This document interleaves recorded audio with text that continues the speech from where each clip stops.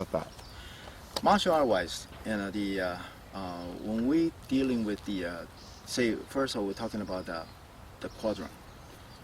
You start with something like you detecting system, okay, radar system.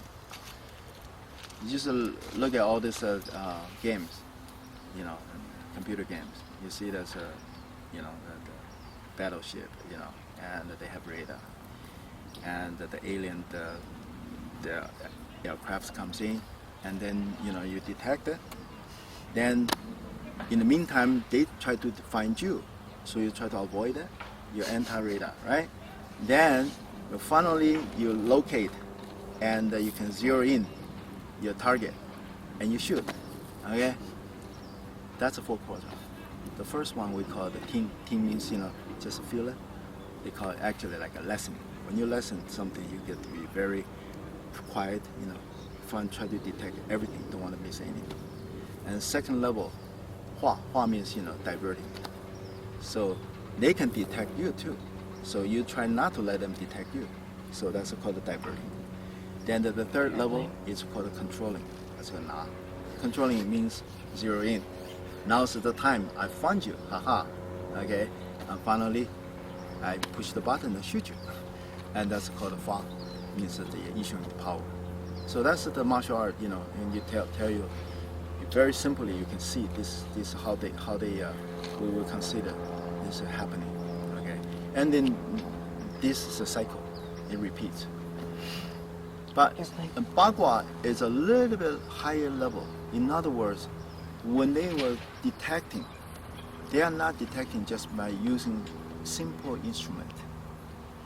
They want to have the radar everywhere. In other words, if you're familiar with the energy around in this environment, Earth can be your ally. Tree is your ally. Water over there is your ally. All the five elements. Any of the moving object can be your ally because you always communicate with them. So by the time you need it, they can be your love, to tell you, hey, what's going on? And you get better sensitivity. So all of a sudden your five senses is very sharp, but you have a sixth sense. Okay? So that detection is very important at the beginning. Then diverting, it teach you. You're not just diverting by, he throw the punch and I block it. This is not a divert. You throw the punch, this is a diverting, Mm-hmm. I don't even touch it, but whole body, the whole and around the body, this is like we call it the energy field. You're dealing with the energy field instead of just a limited physical body. If you're limited with a physical body, somebody stronger than you. That limit is your limitation, right? So that diverting is very important. You handle with the whole energy field, the object and the energy field around the object. And controlling is zero in. And that's the time you feel everything, all your ally, everything to help you to that point. That's the time, the person is kind of like doesn't know what to do because, you kind of like blocking, restrict this person everywhere. Even though you don't have to physically locks and holds and all this, you don't need to. But the angle, the position, it's already in the control. And the final shot is he bring you in. You don't have to throw the punch. He bring the punch because that punch is inviting. In other words, most of the people, this is an important concept for the internal style. Internal style is I never initiate. Other person initiate. Why? It sounds like a very passive, very just defensive. No. What we do in the concept is a circle. It's a two-dimensional circle. It's the three-dimensional ball. In other words, if this person generated the energy, and I using that energy back to the person. So if it's coming like this, I give it back to this person. That completes the whole cycle or circle. That's the one what we're looking for. So the person threw the punch, eventually the punch will come back to the person. That's our whole purpose. And that's the truth for all the internal styles. So you never seen the internal style starting to do this. You always see the internal style go like this, dangle. Okay, so that's the martial art part of it. I think it's about the time we can talk about it there, because of today, the technology, we have 3D.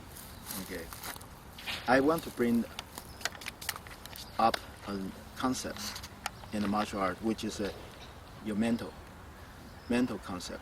It's very important for we will discuss here 3D and 2D. When we practice like a shadow, doing our forms or whatever with solo, no any partner. The old saying say, when there's no partner, you create an imaginary partner. When there's a partner, when you have an opponent, you have your rival, you're really fighting. There's a guy there, there's a person's there, but that person's from your eyes is not there. Okay, many people I can understand, but I don't quite understand. Can you explain a little better? It's training the brain, in other words. If you can think about something, you squeeze it, and you release it, and squeeze it, release it, and what happens is, they will get used to this vibration. Your brain is the same thing. Sometimes we call it reverse training. Reverse training is like this. So I'm also teaching Cal State Long Beach. They have a kinesiology department. I teach them a sword fighting, a combat sword. They say, well, we have a fencing, a lot of the fencing students come to me. They want to find out what's the difference. So first day they find out quickly. We have to change hands.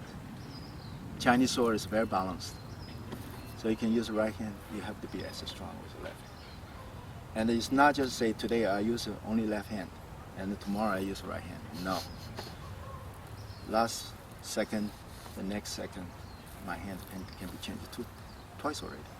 Okay, keep on changing. So change itself is very important in our training in Bagua.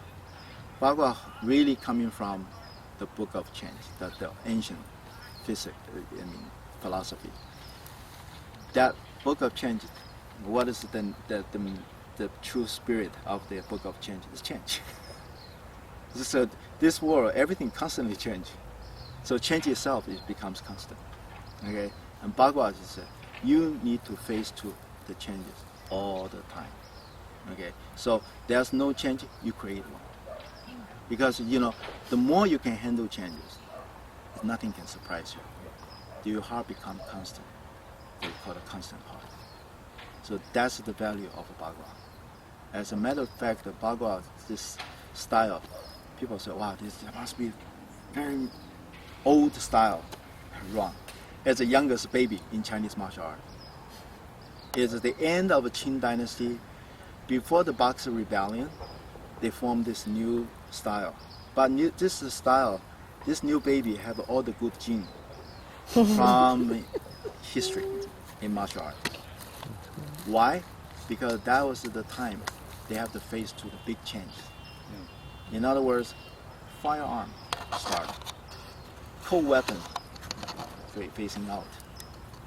So people say, cold weapon, I cannot use a cold weapon in the battle anymore.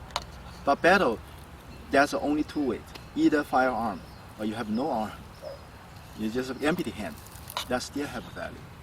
So the back to the empty hand towards the end of the day, the last imperial dynasty, and that style start forming.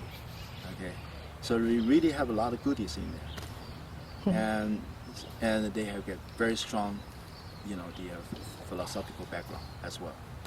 So now, what I think is important for today's what we're doing is, you will see, and I don't know if this we can come out some kind of a way to represent this concept. Like I say, there's nobody there. You create your imaginary enemy, but you do fighting, get involved in the combat. There's nobody there. Really, actually, it's nobody there. I asked the teacher before, I say, is there nobody there? But he's there. How can you tell me there's nobody there? He say, the more and more you have to look at the whole picture. The best is you jump out. You even can see you and him fighting. You say, then you have a much better control of the whole picture.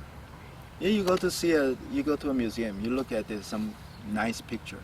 You're not going to look into just this little spot. You're not appraiser.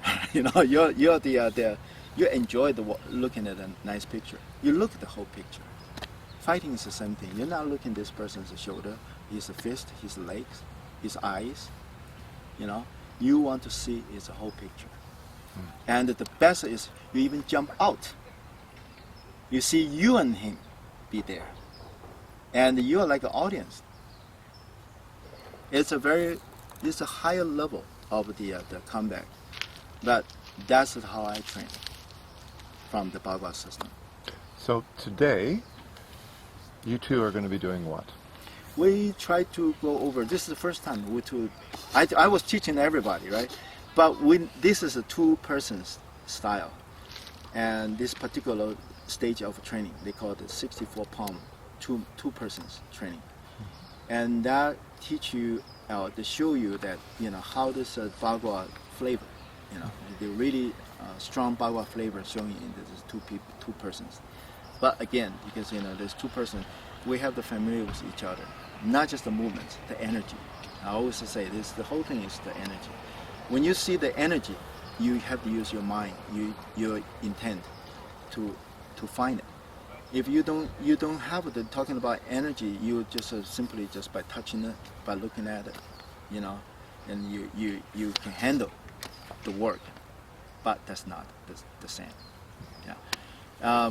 In this our system, the Bagua, the lineage, we training is like this. The first, they teach you a whole bunch of very fundamental training, basics. Just like my teacher also. Find a tree, just teach your teacher. And you go there for practice a few months, And of course, he's still watching, see, correct me if I'm doing anything wrong. But then they teach you the energy, the qigong. Then we have a simple, very simple, it's not even form, just lines, back and forth, get you used to it, to put them together. And use that base, that's the first level. Use that base and goes to the second level, which is what we're doing now. First level, actually, original, only one form. It is form, 8 different palms, about 64 movements. So they call 64 palms. And we created another side of a form to practice with. It's called A side and B side. Original is A side, then that's the B side. So A side and B side work together. Why they create like something like that is because how you feel about each other. It's very important, because it is a person to person. So you got to feel it. The gait, the intensity, of course the direction keep on changing. Bagua is, by the way, is a very dynamic system. From day one, tell you, you're not standing there. You're going to have to start moving. They teach you the footwork, how to move. And the move is move everything together. Your eye, your body, your footwork, your hand, everything into one. And they based on we call the Tsou. Tsou is like a reeling silk. In other words, it's more than just a spiral. It's a spiraling but keep on changing in the different shapes. Like amoeba, right? You can change the different shapes, but they're all twisted.